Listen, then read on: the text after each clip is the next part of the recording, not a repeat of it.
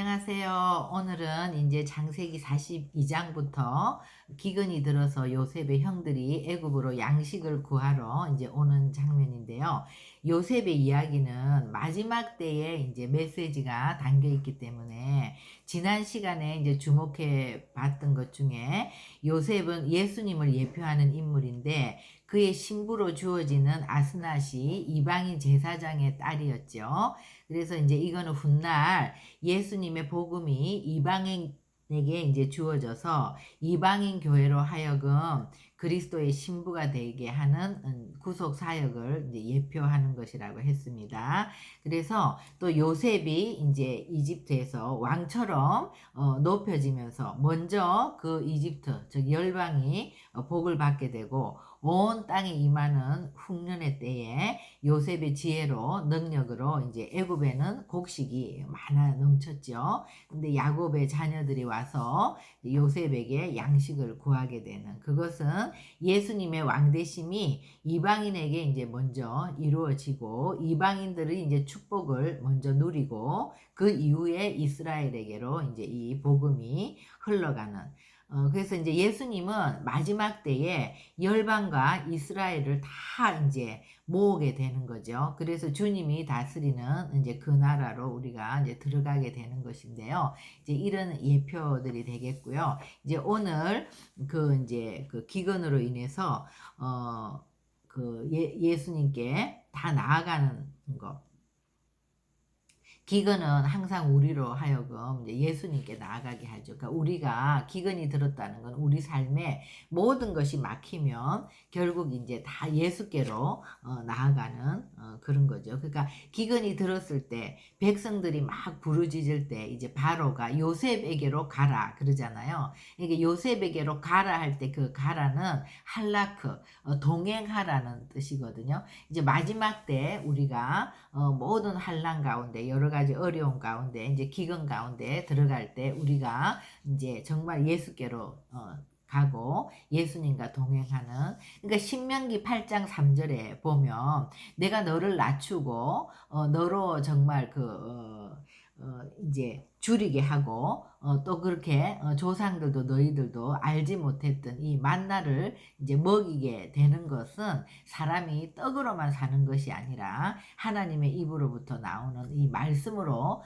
사는 것을 알게 하려 함이라 그랬잖아요. 그래서 우리가 정말 사람이 떡으로만 사는 것이 아니라는 거 하나님의 말씀으로 사는 그것을 알게 하기 위해서 하나님이 이제 그렇게 하신다고 얘기했죠. 그래서 이제 이 일을 통해서 이스라엘의 집, 곧 요셉의 그 형들이 요셉을 팔아넘기고 짐승에게 찢겼다고 아버지한테 이제 거짓말하고 이 했던 형제들의 덮여 있었던 이 죄를 이제 드러내게 되는 때가 되는 거죠. 왜냐하면 예수님의 통치가 시작되는 그때 이제 우리 모두를 그의 나라로 데려가기 위해서는 우리 안에 있는 이 모든 연약함 또 이런 죄악들이 다 다루어져야 되기 때문이죠. 그래서 이제 요셉이 이제 형들을 시험하는 것은 형들 안에 있는 이런 것들을 다 드러내는 것이죠. 야고보서 1장 14절에 오직 각 사람이 시험을 받는 것은 자기 욕심에 끌려서 미혹된 것이고 욕심이 잉태한 즉 죄를 낳고 죄가 장성한 즉 사망을 낳는다 이제 그랬잖아요. 그래서 우리가 이제 42절 보면은요. 야곱이 이제 애굽에 곡식이 있다는 것을 알고 이제 자녀들에게 너희는 왜 서로 바라보고만 있니? 가서 양식을 사오라. 이랬을 때 요셉의 형 10사람이 애굽에 곡식을 사려고 이제 내려가는데 아우 베냐민은 그의 형들과 함께 안 보내죠. 이는 야곱이 그의 생각에 재난이 그에게 또 미칠까봐 이제 두려워함이었더라. 그러니까 아직도 야곱은 이 베냐민을 못 놓는 거예요. 이제 우리가 정말 주님 안에서 모든 상처가 치유되면 다 놓을 수 있어야 되는데 아직까지도 이제 끝까지 베냐민을 붙들고 있고 그 두려움이 있는 거죠. 그러니까 이제 야곱이 아직도 그 부분이 치유가 안 된 거죠. 이런 것들이 나오고 그 다음에 이제 내려가서 그들에게 그들이 가서 요셉 앞에 땅에 엎드려 절하면서 있을 때 형들은 요셉을 못 알아보지만 요셉은 이제 형들인 줄을 알고 알아보는 거죠. 그래서 9절에 요셉이 그들에게 대하여 꾼 꿈을 생각하고 그들에게 이르되 너희는 정탐꾼들이라 이 나라를 엿보려고 왔느냐. 그러니까 요셉이 형들을 봤을 때 만약에 자연인이라면 그 형들이 자기들한테 그 악하게 했던 것들이 제일 먼저 생각나겠죠. 근데 요셉은 그것이 아니라 정말 그 창세기 37장 7절에 그 곡식단의 꿈을 생각나는 거죠. 그러니까 이 꿈이 생각났다는 것은 정말 하나님의 은혜인 것이고 우리가 무엇을 생각하며 사는지가 굉장히 중요한 거죠. 그러니까 요셉은 언제나 그 꿈을 간직하고 있었고 그 어려운 13년 동안에도 그 꿈이 요셉을 지탱하면서 여기까지 오게 할 수 있었던 거잖아요. 그래서 근데 또 너희들은 정탐꾼이다 이렇게 얘기하는 것은 어 이제 이런 것들을 드러내려고 하는 거죠. 그죠? 그랬을 때 13절에 우리는 아니다. 정탐꾼은 아니다. 한 아버지의 아들이고 우리에게는 12 아들이 있었는데 그 막내는 아버지하고 함께 있고 하나는 없어졌다. 이 없어졌다는 말이 죽었다고 말할 수도 없고 우리가 팔았다고 말할 수도 없으니까 그냥 없어졌다고 이제 얘기하는 거죠. 그럴 때 16절에 너희 중에 하나를 보내어 너희 아우를 데려오게 하고 너희는 갇혀 있으라. 내가 너희 말을 시험해서 너희 중에 진실이 있는지 보리라. 바로의 생명으로 맹세하노니 그리하지 아니하면 너희는 가연 정탐꾼이다. 그러면서 이제 3일을 가두는 거예요. 그러니까 3일 이러면 우리가 이제 요나의 물고기 뱃속에서 3일간 요나가 회개하는 장면이 떠오르는 것처럼 이제 회개하게 하는 거죠. 그랬을 때 사흘 만에 요셉이 그들에게 이르되 나는 하나님을 경외하노니 너희는 이같이 해서 이제 생명을 보존하라 이러면서 한 사람만 오게 갇히게 하고 너희가 가서 이제 곡식이 다 끝나면 막내 아우를 데리고 오면 내가 너희의 그 진실함을 입증을 하겠다. 이제 이렇게 된 거죠. 그랬을 때 정말 이제 21절 22절에 보면 그들이 서로 말하되 우리가 아우의 일로 말미암아 범죄하였도다. 이제 정말 반성을 하는 거예요. 그가 우리에게 애걸할 때 그 마음의 괴로움을 보고도 듣지 아니하였으므로 이 괴로움이 우리에게 임하도다. 그러니까 르우벤이 그들에게 대답하되 내가 너희에게 그 아이에 대해서 죄를 짓지 말라고 하지 아니하였더냐. 그래도 너희가 듣지 아니하였느니라. 그러므로 그의 핏값을 치르게 되었다. 그러니까 계속 그들에게는 이 죄책감이 있는 거죠. 그 요셉의 일로 인해서 우리가 이런 어려움을 당하는구나 후회하고 반성하고 또 르우벤은 좀 남 탓도 하지만 아직까지 온전한 회개를 한 거는 아니죠. 이랬을 때 이제 시므온이 이제 결박되고 다 떠나서 이제 아버지에게 가서 이런 얘기들을 다 했을 때 그들의 아버지 야곱이 그들에게 이르되 너희가 나에게 내 자식들을 자꾸 잃게 한다. 요셉도 없어졌고 또 시므온도 없어졌고 베냐민까지 이제 빼앗아 가고자 하니 이는 다 나를 해롭게 하는 거다. 이랬을 때 이제 르우벤이 아버지에게 그를 아버지께로 데리고 오지 아니하거든 내 두 아들을 죽이소서 그를 내 손에 맡기소서 내가 그를 아버지께로 데리고 돌아오리이다. 이런데 이제 야곱은 그 말을 듣지 않아요. 그러니까 야곱은 르우벤이 아무리 옳은 얘기를 해도 르우벤이 아버지의 침상을 범했고 아버지에게 그런 것들을 했기 때문에 항상 진실함으로 받아들이지를 못하는 거죠. 저 르우벤은 또 그냥 거짓말한다 이런 식으로 그러니까 꼬여 있는 거죠. 그런 상태로 있는데 이제 43장에 가면요. 애굽에서 가져온 곡식을 다 먹고 아버지가 그들에게 이르되 다시 가서 우리를 위해서 양식을 사오라 이랬더니 유다가 이제 나서는 거죠. 유다가 아버지에게 말하여 이르되 그 사람이 우리에게 음이 경고했는데 아우가 너희와 함께 오지 아니하면 너희가 내 얼굴을 보지 못한다. 아버지께서 우리 아우라 그러죠. 이제 그죠? 우리 아우. 그 우리 아우를 우리와 함께 보내시면 우리가 내려가서 아버지를 위하여 양식을 사려니와. 그러니까 이제 요셉의 아우가 아니라 이제 유다에게도 정말 우리 아우라는 말이 나왔고, 아버지께서 만일 그를 보내지 아니하면 우리는 내려가지 아니하리니, 이러면서 또 3 절의 말을 그대로 되풀이 반복해요. 우리에게 말하기를 너희의 아우가 너희와 함께 오지 않으면 너희가 내 얼굴을 보지 못한다고 했다. 그러니까 이스라엘이 어찌해서 또 다른 아우가 있다고 했느냐, 이러니까 이제 이번에는 그들이, 그러니까 아들들이 다 함께 말하는 거예요. 그 사람이 우리에게 아버지가 살아계시냐, 뭐 동생이 있느냐, 뭐 이런 거를 다 물어서 대답했는데, 그렇다고 해서 아우를 데리고 내려오라 할 줄 우리가 몰랐다, 이제 이렇게 얘기하면서 유다가 그의 아버지 이스라엘에게 저 아이를 나와 함께 보내시면 우리가 곧 가리니, 그러면 우리와 아버지와 우리 어린이들이 다 살고 죽지 아니하리다. 9절에 이제 적극적으로 말하죠. 내가 그를 위하여 담보가 되오리니 아버지께서 내 손에서 그를 찾으소서. 내가 만일 그를 아버지께 데려다가 아버지 앞에 두지 아니하면 내가 영원히 죄를 지리이다. 이 담보 이러면 이제 다말이 생각나죠. 담보물을 유다에게 찾잖아요. 그러니까 유다는 자기도 이제 그 세 아들 중에서 아들 둘을 잃었잖아요.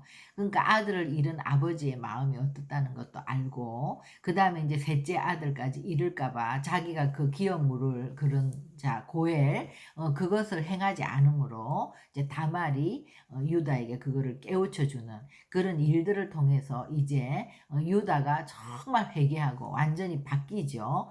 그러기 때문에 이제 유다는 야곱의 그 마음을 아는 거예요. 아버지의 마음을 정말 공감하고 그렇게 얘기를 할 때, 그러면서 우리가 지체하지 않냐면 아버지 벌써 2번 갔다 왔겠어, 막 이런 식으로 이제 얘기를 할 때 비로소 11절에 그들의 아버지 이스라엘이 그들에게 이르되 그러할진대 이렇게 하라. 그러니까 여태까지는요 그들의 아버지가 아닌 거예요. 맨날 요셉과 베냐민의 아버지인 거예요. 그 10아들에 대해서는 정말 그런 깊은 아버지의 마음이 없었는데, 이제 유다가 이런 시련을 겪고 왔고 또 유다의 이런 진심을 알면서 그래 정말 내 아들 유다도 내 아들 너희들도 다 내 아들, 그들의 아버지 이스라엘이 그들에게 이르되, 이제 그렇게 되는 거예요. 그러면서 그러할진대 이렇게 하라 이러면서 이제 자기가 갖고 있었던 좋은 것들을 다 내어놓으면서 예물, 유향, 꿀, 뭐 향품, 몰약, 유향나무 열매, 감복숭아 이런 것들을 다 주면서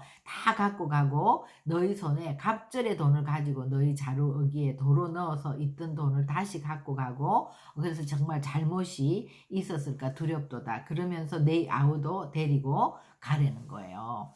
그러니까 14절에 이제 전능하신 하나님께서 그 사람 앞에서 너희에게 은혜를 베푸사 그 사람으로 너희 다른 형제와 베냐민을 돌려보내게 하시기를 원하노라. 내가 자식을 잃게 되면 이르리라. 이거 뭐예요? 이제 그 놓지 못하던 베냐민을 놓는 거예요. 하나님 앞에서.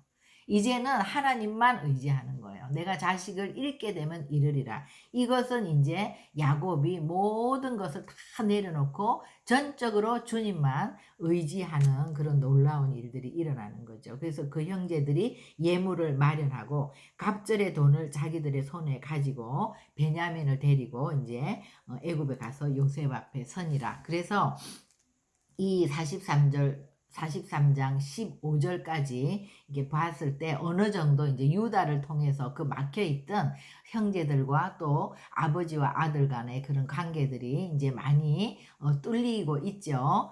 그래서 우리가 오늘 이 마지막 때에 이제 이런 얘기를 했는데요. 정말 이것들을 통해서 우리가 이제 꼭 살펴봐야 되는 거는요. 이 마지막 때 회개하라. 천국이 가까웠다. 이렇게 하면서 예수님의 공생애가 이제 시작되는 그때부터 지금까지 지금 2000년 동안 이 회개하라. 하나님의 나라가 가까웠다. 이것이 계속 전파가 되고 있는데, 이 하나님의 나라에 대해서 또 회개에 대해서 우리가 조금 이 부분에 대한 바른 이해가 실제적으로 많이 부족한 것 같아요. 그냥 우리가 예수 믿고 교회에 나오면 구원됐다고 생각하고 한 번 구원은 영원한 구원이라고 생각하는데 우리가 이제 성경을 읽어보면 절대 그렇지가 않거든요. 왜 그러냐 하면은요. 이것이 참 중요한 것 같아요. 우리가 창세기에서 에덴 동산에서 하나님의 형상을 따라 우리를 만들고 우리에게 자유의지를 주셨단 말이에요. 그러니까 인간을 하나님의 대리인으로서 모든 것을 할 수 있게 만들었지만 자유의지를 주시면서 우리는 반드시 우리가 창조주가 아니죠. 창조주 하나님이 우리의 주인이라는 거. 우리는 피조물이라는 거. 그러니까 우리가 주님의 대리인으로서 에덴 동산을 다 다스리는 모든 것들을 다 부여받았지만 언제나 우리의 주인이 누구예요? 주님, 하나님이란 말이에요. 그죠? 근데 우리가 자유의지를 가지고 그것을 이탈했죠. 선악과를 먹었죠. 주님께 불순종했죠. 그래서 이제 우리가 우리의 주인된 하나님에게 내가 주인된 삶으로 이제 오면서 주님과 우리 사이가 완전히 단절된 이것이 죄라는 거예요. 그렇기 때문에 기회 있을 때마다 주님은 우리를 구원했어도 이 자유의지 이것을 계속해서 우리에게 시험해 보시는 거거든요. 그러니까 죄라는 거는 하나님과 우리의 관계가 단절되고 우리가 사단의 통치를 받게 되는 거예요. 우리가 영적인 존재이기 때문에 하나님의 통치가 아니면 사단의 통치인 거지 그 중간은 없어요. 내가 주인 돼서 산다는 것은 바로 사단의 통치를 받는 거예요. 하나님을 거역하는 거예요.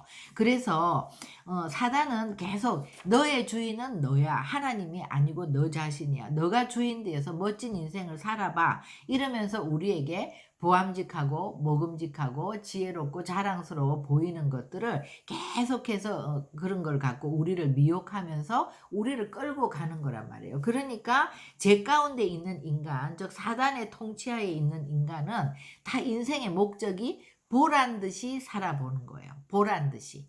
보이는 것에 집중하는 거예요.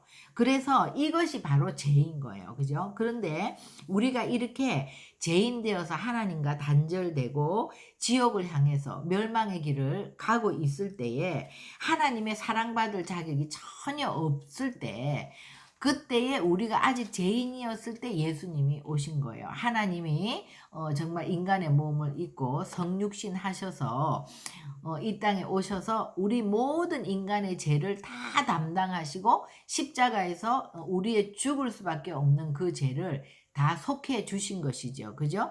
그러니까 정말 그 이 주님의 죽음보다 강한 십자가의 사랑을 나타내 보여주신 거예요. 죄인된 우리에게. 그래서 우리가 그 소식을 듣고 그 복음을 듣고 우리가 마음문을 열고 내 죄를 대속하셔서 나를 구원해 주신 주님을 믿는다고 했을 때 우리는 영의 구원을 받은 거예요. 우리가 주님을 믿었을 때 우리의 그 영이 이제 죽었던 영이 살아난 거죠. 그래서 이제 내주하시는 영이 우리 안에 들어옴으로써 우리가 영의 구원을 받은 거예요. 그러나 아직도 죄와 더불어 잉태되고 죄와 더불어 살아온 나는 뼛속까지 이 죄 가운데 있기 때문에 우리가 말씀을 읽으면 동의가 안 돼요. 우리가 이제 예수 믿고 교회에 들어와서 말씀을 듣고 또 말씀을 읽으면 너무 동의가 안 되고 재미가 없고 실제가 안 되는 거예요. 그러니까 왜 그렇습니까? 내가 죄인이기 때문에 그런 거예요.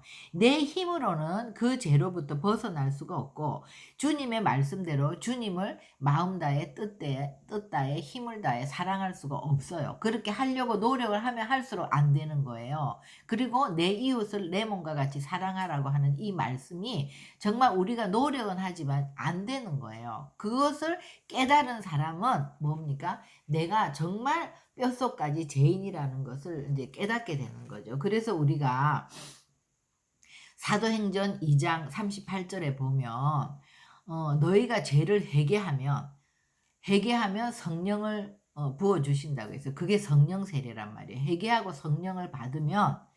성령 세례를 받으면 우리가 이제 그 내주하시는 성령이 아니라 내가 회개한다는 것은 내가 정말 내가 자꾸 주인 되어서 살려고 하는 내 주인이 바뀌지 않는 내가 주인된 이 삶에서 내가 주님이 주인된 삶으로 나를 바꾸겠다. 내가 보란 듯이 살아보겠다는 이 보이는 것에 묶여 있던 삶을 보이지 않는 세계로 나의 삶을 방향을 바꾸겠다.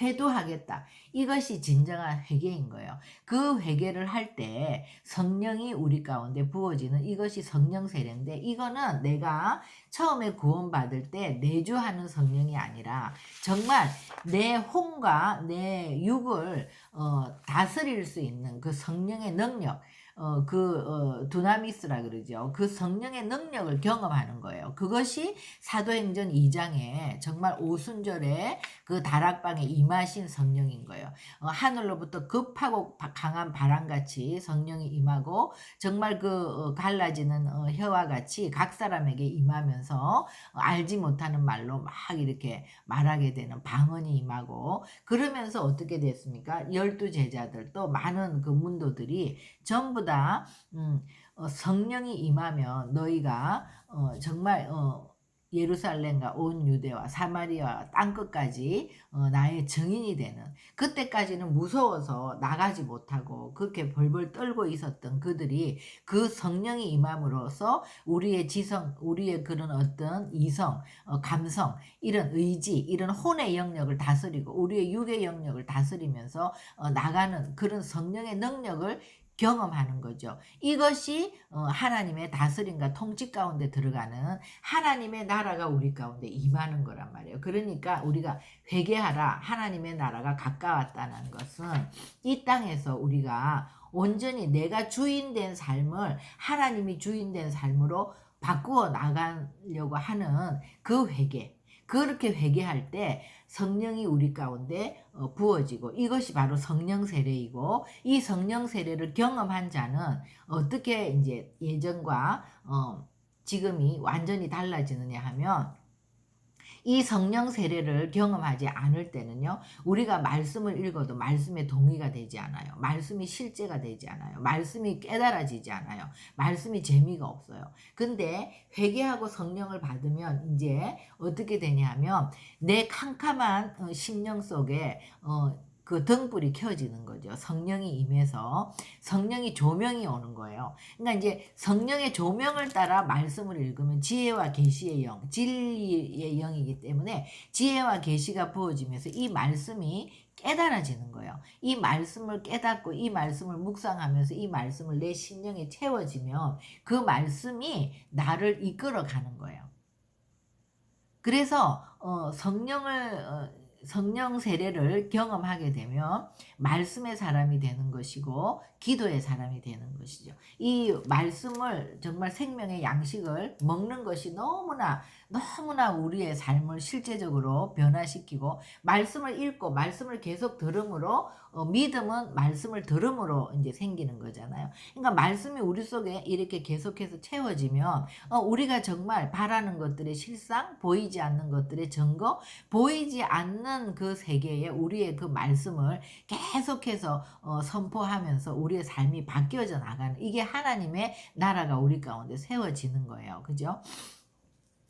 그렇게 될 때 우리 안에 어떤 일이 일어납니까? 이제 영의 구원이 아니라 베드로전서 1장 9절에 믿음의 결국 영혼의 구원을 이룹니다. 우리가 영뿐만 아니라 혼의 구원을 이루어가는 거예요. 우리의 어떤 지정의를 계속해서 이제 하나님의 말씀으로 변화시켜 나가는, 그게 삶의 변화죠. 그게 혼의 구원을 이루어가는 거예요. 그래서 믿음의 결국은 영혼의 구원을 이루는, 혼의 구원을 이루어가야 그것이 우리가 정말 이 땅에서 회개하고 하나님의 나라, 하나님의 다스림과 통치가 나에게 이루어지는 삶인 거예요. 이렇게 해서 혼의 구원을 이룬 사람들은 마지막 날 첫째 부활에 참여한다는 거죠.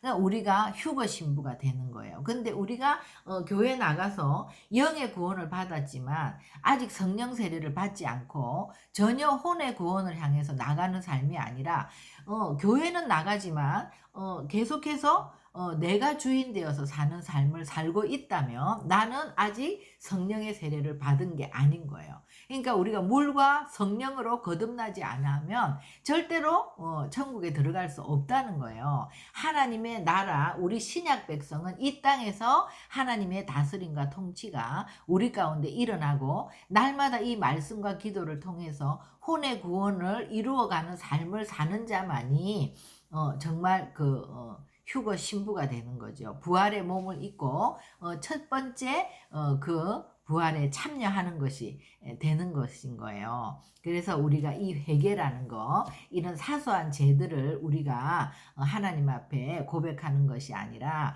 하나님과 우리가 단절되어 있는, 그래서 정말 내 안에서 주님이 이끌어가는, 주님이 주인된 삶을 내가 살고 있지 못하다면 하나님 앞에 우리의 이 죄를, 내가 주인 되어서 살고 있는 이 삶을 회개하고 하나님 나에게 부어주시는 성령을 내가 받겠습니다. 그 성령을 요청할 때 성령이 임한단 말이에요.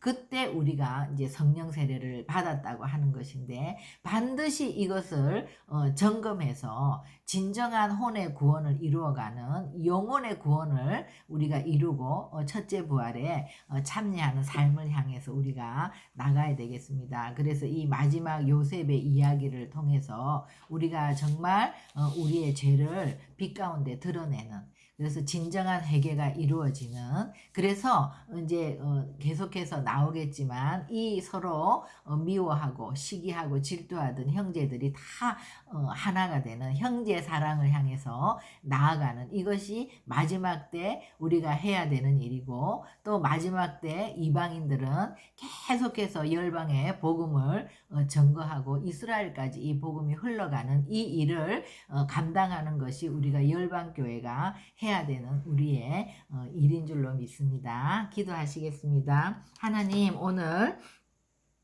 이제 드디어 요셉의 이야기 가운데 42장부터 이제 그 기근을 만난 형들이 요셉 앞으로 나오게 되고, 또 우리 모두가 정말 회개하면서 우리의 죄를 드러내는, 그래서 이제 정말 그 아픔을 겪었던 유다가 이 가정에서 정말 그 장자의 권리를 가지고 요셉 그 야곱을 설득하면서 이런 아버지와 아들들의 문제가 이제 풀어져 가는 이런 장면들을 우리가 보았습니다. 우리의 삶 가운데 우리가 그냥 막연히 교회를 다니고 예수를 믿는 것이, 예수님을 믿는 것이 아니라 우리의 삶 가운데 진정한 삶의 변화, 내가 주인 되어서 살았던 삶을 하나님의 말씀이 나를 이끌어 가도록 날마다 나를 내어주고, 또 우리가 기도하면서 하나님께 여쭈면서 하나님의 음성을 들어가는 그 혼의 구원을 이루어가는 삶을 살고 있는지 우리를 점검하는 시간이 되게 하여 주시고, 우리가 아직도 내가 주인 되어서 살고 있다면 하나님 앞에 진정한 회개를 통해서 성령의 사례를 받는 이번 주간이 될 수 있도록 저희들을 인도하여 주시옵소서. 감사하며 예수님의 이름으로 기도합니다. 아멘.